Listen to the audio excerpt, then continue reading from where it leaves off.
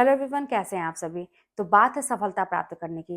लेकिन सफलता प्राप्त करने के लिए हमें कुछ रास्तों को अपनाना पड़ता है और कुछ चीज़ों को भी समझना पड़ता है। उस रास्ते से गुजरने के लिए क्या है, वहाँ की प्रकृति कैसा रास्ता है, सब कुछ समझना पड़ता है, तभी हम सफलता प्राप्त कर सकते हैं। वो क्या होता है ना, आप भी जानते होंगे कि जब कोई बच्चा छोटा होता है या हम ही लोग जैसे हैं, तो एक संस्कार होता है परिवार का। जब बच्चा छोटा होता है तो उसके परिवार वाले, उसके माँ-बाप उसको संस्कार देते हैं।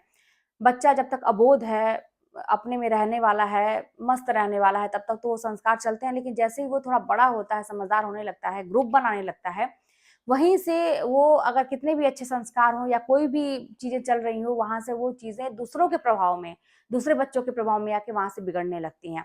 अब इसमें से हम लोग भी हैं, हम लोग अपनी ही बात मैं यहाँ पे कर रही हूँ कि जैसे हम लोग के साथ भी ऐसा ही हुआ कि जब तक हम लोग, आप खुद सोचिए, ज़रा बैक अपने जाइए, बचपन में जाइए, देखिए कि जब तक सब कुछ ठीक था, अपने में थे, मस्त थे, दुनियादारी से मतलब नहीं था, तब तक सब कुछ ठीक चला।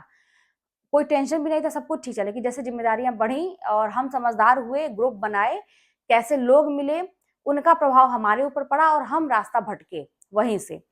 अगर जैसे आजकल के कुछ बच्चे आप देखते होंगे टॉप कर जा रहे हैं हाई स्कूल में, और मतलब वो शुरू से टॉपर हैं या वो फिर समझते हैं कि अब मुझे पढ़ाई के लिए सीरियस होना है। तो वो टॉप करने लगते हैं, वो अच्छा रैंक करने लगते हैं। उनका एक उद्देश्य होता है बस पढ़ाई करना और अच्छी जॉब पाना और अपने पैरों पे खड़ा, सक्सेस होना कहने का मतलब। अब वहीं पे कुछ बच्चों के अंदर कुछ अलग टैलेंट होता है तो वो उसमें भी निकल सकते हैं। कोई ज़रूरी नहीं है कि कोई सरकारी नौकरी पाएगा तभी सफल कहा जाएगा।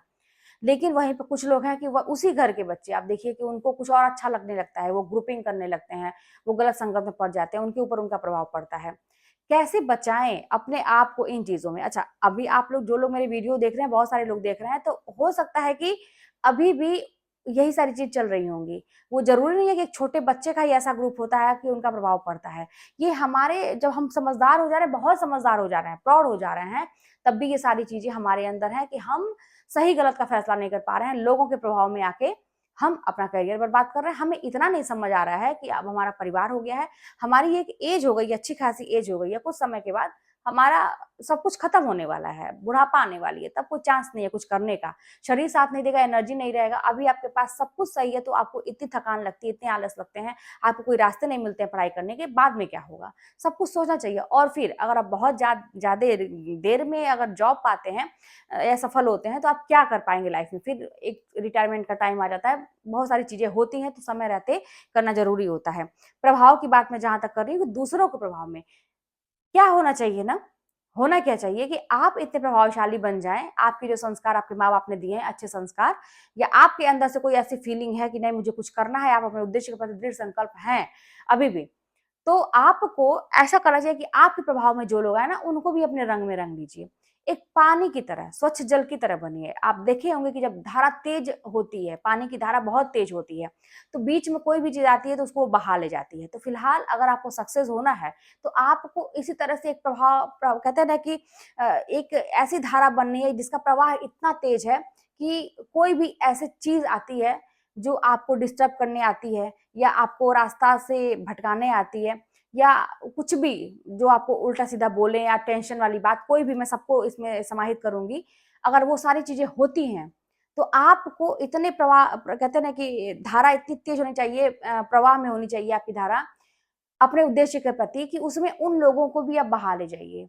वो लोग आपके प्रभाव में आ जाएँ, इतनी आपकी धारा प्रबल होनी चाहिए। ये कैसे होगा?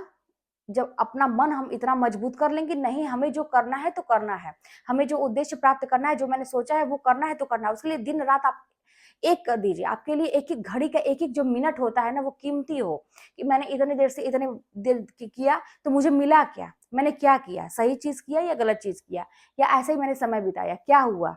अगर आप एक एक मिनट का हिसाब रखेंगे तो आप 100% जो है ना अपने सही रास्ते पे जा रहे हैं। और जो लोग, अगर ऐसे लोग कोई भी आते हैं, तो आप अपने में इतने मस्त रहिए, अपने में इतने तेज धारा में रहिए, इतनी आपकी वो इच्छा शक्ति इतनी प्रबल होनी चाहिए, कुछ पाने की चाहत इतनी प्रबल होनी चाहिए कि उनको भी साथ में बहा ले जाइए, आप अपनी धारा में बहा ले जाइए। हो सकता है उनका कल्याण हो जाए, देखा-देखी हो सकता है वो भी कुछ करें, और या तो वो आपकी धारा में रंग जाए, उनको बोलने का मौका ही मत दीजिए, या बोले तो इग्नोर करके उनको अपनी धारा में बहा ले जाइए।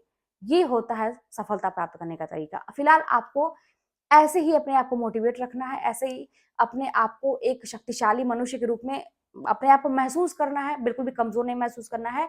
सोचना है कि हाँ, मैं सब कुछ कर सकता हूँ, ये सब मेरे ऊपर है। कोई कुछ कह रहा है, तो उन बातों को अगर मैं ग्रहण करता हूँ, ध्यान से समझने की कोशिश करता हूँ, उन बातों पे समय देता हूँ, उन बातों में मैं उलझा हुआ हूँ, तो ज़ाहिर-सी बात है उसका प्रभाव पड़ेगा। वो बात कितनी मेरे लिए सकारात्मक है, कितनी सही है, कितनी गलत है, आपको सोचना पड़ेगा। अगर आपको लगता है कि उन बातों से आपको तकलीफ ही होने वाली है, तो फिर उस पे गहन मंथन करना बंद करिए। आप उन पे फ़ोकस करिए जिससे आपको फ़ायदा हो। किताबों में रहिए अपने, या जो उद्देश्य आपने निर्धारित किया है, आप कोई भी फ़ील्ड अपनाए हैं सफल होने के लिए, उसमें दिन-रात एक करिए, ना कि फालतू बातों में। तो इस तरह से अगर आप सोच समझ के कोई भी काम करेंगे, तो आप जल्दी से अपनी मंज़िल तक पहुँच पाएँगे, और अभी भी लेट नहीं हुआ है। कहते हैं ना कि जब जागो तब तभी सवेरा, तो अभी भी आप कर सकते हैं। तो फिर चलिए मिलते हैं नेक्स्ट वीडियो में, कोई बात होगी तो कमेंट के माध्यम से बताइएगा।